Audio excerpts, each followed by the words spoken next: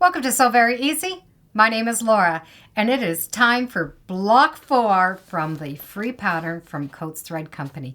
And the pattern is paper pieced, and it's all these stars, and they're calling it the Milky Way wall hanging, and it is a great, great pattern.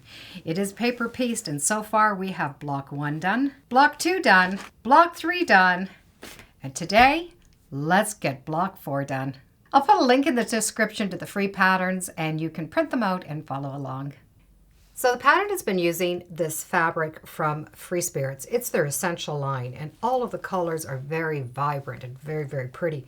A bonus with using solid colors, well, both sides of the fabric look the same, so there's no wrong or right side. That's a bonus with using this type of fabric.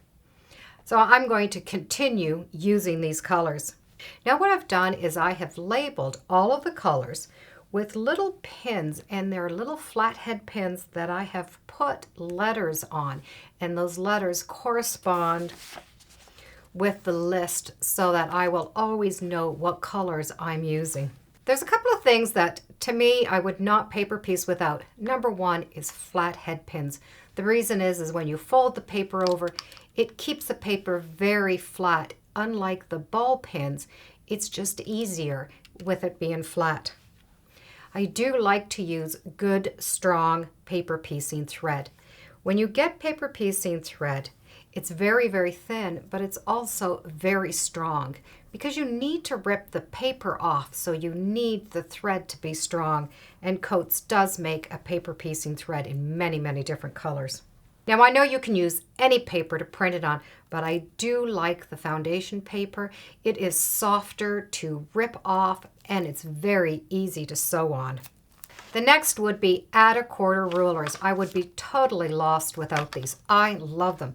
They have a little lip on the edge that I'm able to measure that 1/4 inch exactly.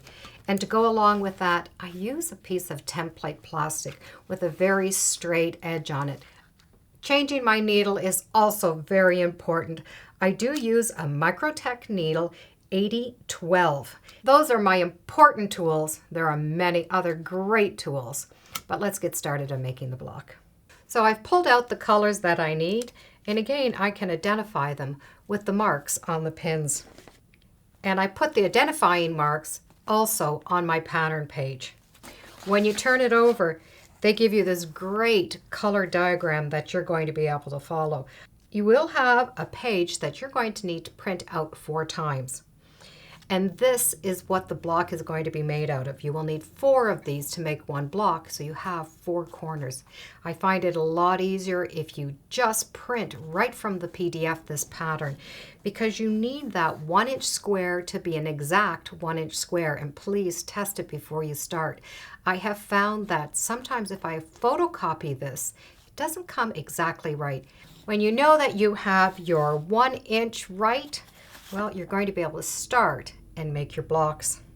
I do the 4 with my foundation paper, and I do an extra one. And on that extra one, I label them.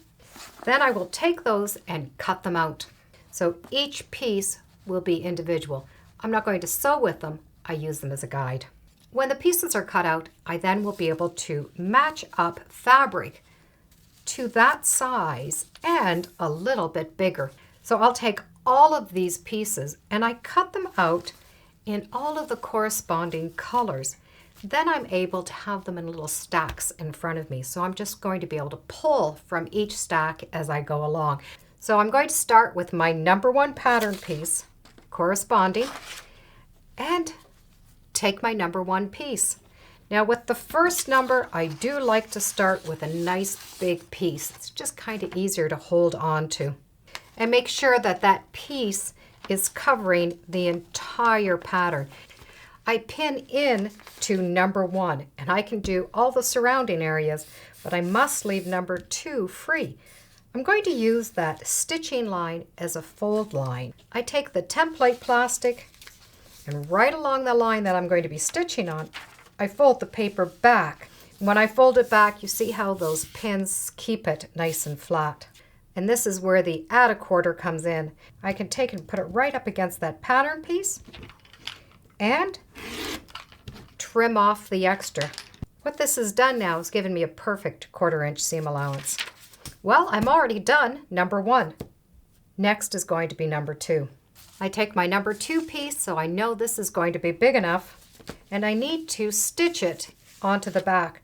I need the right side of the fabric touching because I'm going to do a seam allowance. So take the fabric and fold it back.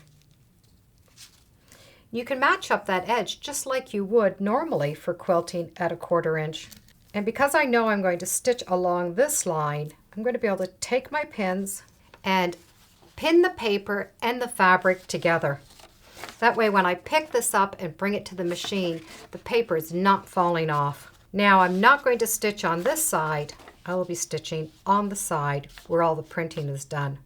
I like to start into the seam about 2 stitches, stitch following that line and coming right off.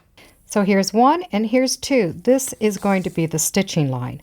I'm going to start a couple of stitches here, stitch following that line, coming right off.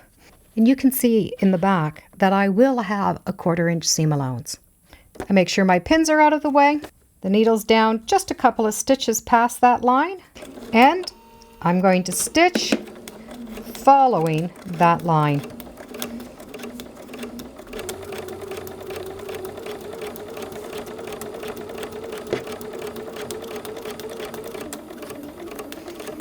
And I go right off. All of that's going to be trimmed off after. And when I turn it over, I have that perfect 1/4 inch seam allowance. Number 2 is now going to be pressed down flat.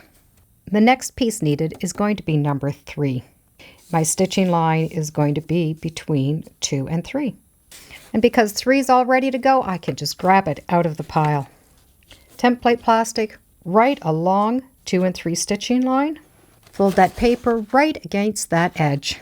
Those few stitches that you did will just pull out of the paper, so they're going to be fine. I'll be able to take that at a 1/4 and trim off that extra. Now I have my 1/4 inch seam allowance. Take the piece that you've had set up for that, match up your edges. Now when I pick up this paper and turn it over, I'm going to be able to stitch line 2 and 3, that line in between. So I've started about 2 stitches off the line, and I'm going to sew following that line all the way, and when I get to the end, I'm going to stitch right off of that fabric and press that fabric back over top. And you're just going to continue doing all of the stages, 1, 2, 3, 4. And if you follow the line, they'll match up perfectly. When all the pieces are done, the very last piece is going to want to flip-flop a little bit. Well, we can anchor that down. Stitch in the seam allowance right close to that tip. And by sewing along that point, you've anchored it down. When all the pieces are stitched on, it really doesn't look much like the block that you think it's going to look like, because you have all of this scrap hanging out on the outside. What you need to do is now trim the 1/4 inch seam allowance. Now it looks like the corner of that block. And when I sew them together, it's going to give me that block. Now we can sew the 4 blocks together. I like to take off the paper from the center seams first. Then I can work from the inside going out. Just put your finger in, lift the paper up, fold the paper right on that seam that you stitched, and the paper will rip right off. And that's why it's important to have good strong thread so that the thread does not rip. You might end up with a couple of little pieces of paper that just want to stay in the seam, but I wouldn't worry too much about that. But you can see that all of your seams are beautiful 1/4 inch. And when all the paper has been removed and it's been pressed, block 4 is done. It's a cute little block, and all of those points turn out perfect with the paper piecing. I'll put a link in the description so you can get the free pattern and you can follow along. And as always, thank you for joining me today on Sew Very Easy. Feel free to subscribe, and as always, come on back. Let's see what we're sewing next time in the sewing room. Bye for now.